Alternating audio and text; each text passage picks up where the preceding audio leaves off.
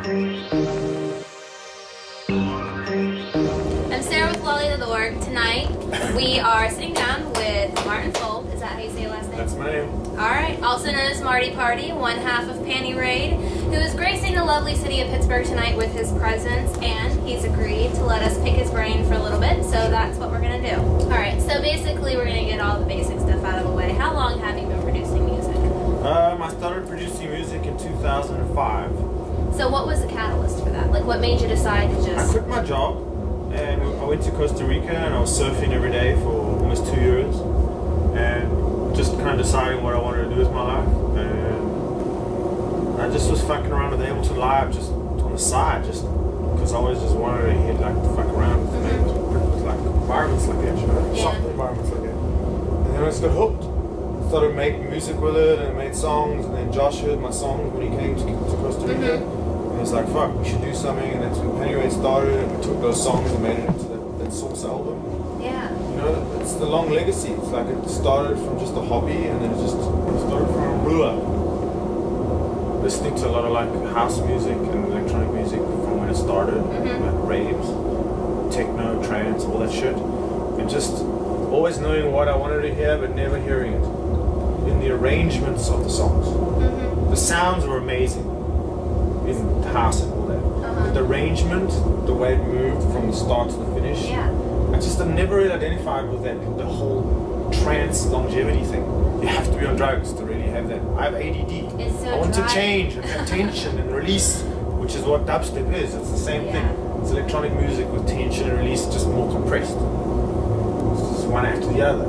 So the arrangements have to be really smart because they have to get you there fast. They can't be fucking around some groove for like 3 minutes. The 7-minute intro.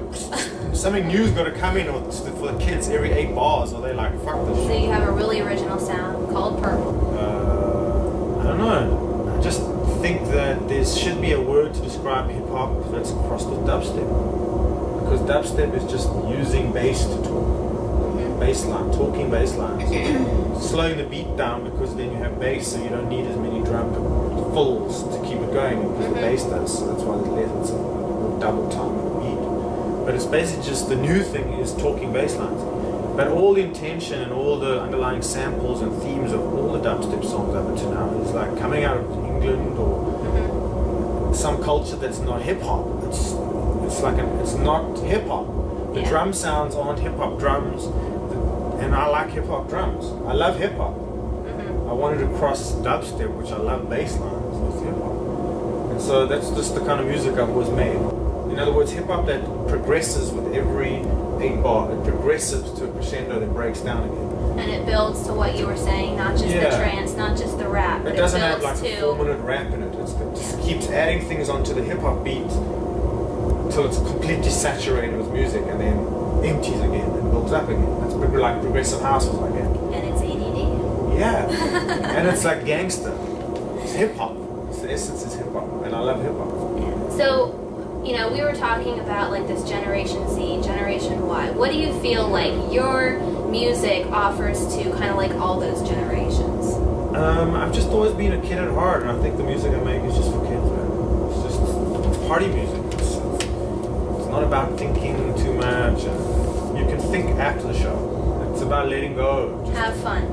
If I make a song and it's good, then I jump around my room, my studio. If I don't jump around my studio and go, woo, I can't fucking wait to play this, then it sucks to me. But that's the energy I want. So, okay, so this Purple music, I mean, it's obviously filled with like a ton of emotion. Baseline hip hop with emotion. Yeah. Do you think like in this universe, do you think there's any artist that can produce good music without having emotion being part of it?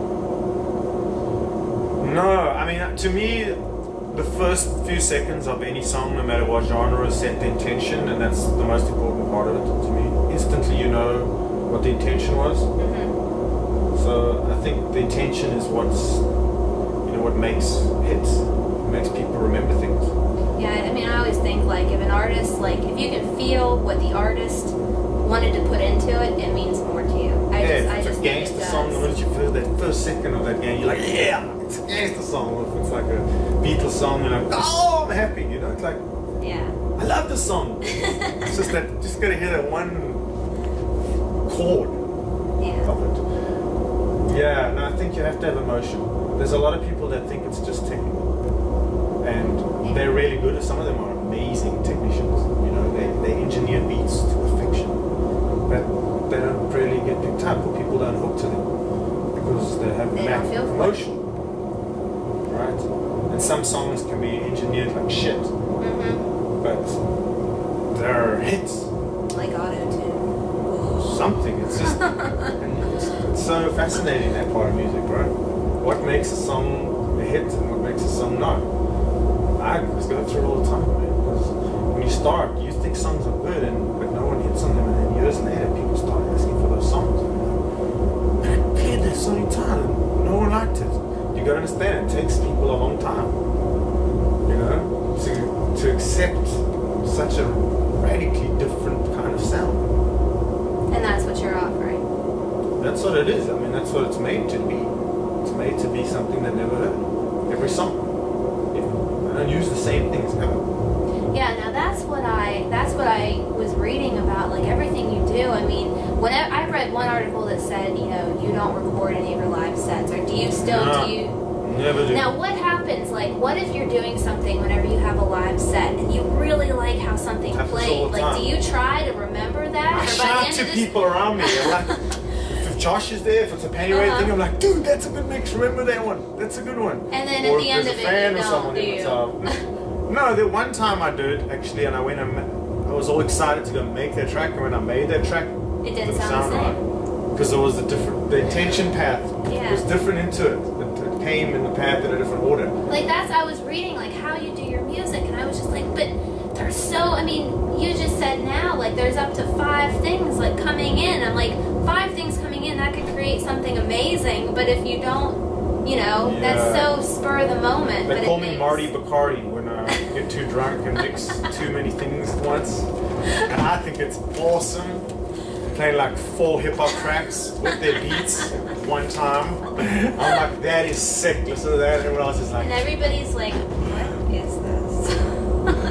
I mean, for the longest time, like, electronic music has kind of been in the shadows, and it's been like this underground thing where it just developed for so long. And it kind of, in the early, like, 2000s, it kind of made it out with, like, DJ Sammy and Paul Oakenfold and all that kind of stuff, and then it kind of went into hiding again. And now it's kind of coming out with, like, the Skrillex and all those kind of people. I mean, do you feel like electronic music belongs in mainstream, or do you think it survives better underground? I think it definitely should be mainstream. At the end of the day, a computer synthesized jingle can be the most hypnotic, catchy thing you could ever imagine. Like a car alarm. I mean, like now there's been tracks from like Britney Spears and like LaRue. I mean, where people that never listen to electronic music, they're just hooked on these tunes. And then all the electronic music people are saying, well, that's because it has like these electronic bass line and stuff in it. I mean, do you agree with that? Do you feel like the majority of people that are older than 25 require vocals in music. Otherwise, they wouldn't even call it music. They're so brainwashed. The meaning is part of music. But younger people and people, you know, our generation, like Gen X, Gen Y, they totally accept music that has no vocals in it, nothing organic. What do you miss about, you know, pre-MartyParty to, you know, now? I mean, what's changed? Everything's changed. Everything's changed. I'm still the same person. It's just I'm in an industry that really accepts my powerful youthfulness. Do you feel more... I don't see it as childish, I see it as impactful. Do you feel more at home? Do you feel like you're able to be more yourself and, you know, just creating the music in a healthier, not healthier, but just much healthier. Open environment? I'm 41. You know, most people go, I'm 26. It's pretty crazy. It definitely keeps you young at heart. Wait, 2 more questions. Sure. If you weren't doing this, what would you be doing? Would you still be a software? I mean, you still are a software engineer of sorts, but I could be summing, man. Summing to try and change the world with technology. I like technology. I like computers, and I have a lot of energy and ADD's power. I like to put a lot of effort into new shit. So it'll either be be software or something digital, and music is just software. Well, it works At the end out. of the day, it's just a file. You're making a computer file. And the computer file goes around the internet. That's all it is. It's how do you make the file? Zeros and ones. How do you make the zeros and ones so that when And you push people don't play, remember that anymore. one thing makes incredible sounds? It's just zeros and ones. Binary. For all you Generation Z people, We're that's making binary. I'm making really smart zeros and one combinations, and then playing them through the big sound system. Fascinating, eh? Now, whenever we do interviews, we have a Lolly.org member basically ask a random question Go they ahead. would like. So, I'm ready. this is submitted, a very serious question, by one of our members. Are you familiar with Teen Wolf, the movie? Yeah. Okay, so who was the better Teen Wolf, Michael J. Fox or Jason Bateman? Michael J. Fox. Told ya. And that's a wrap.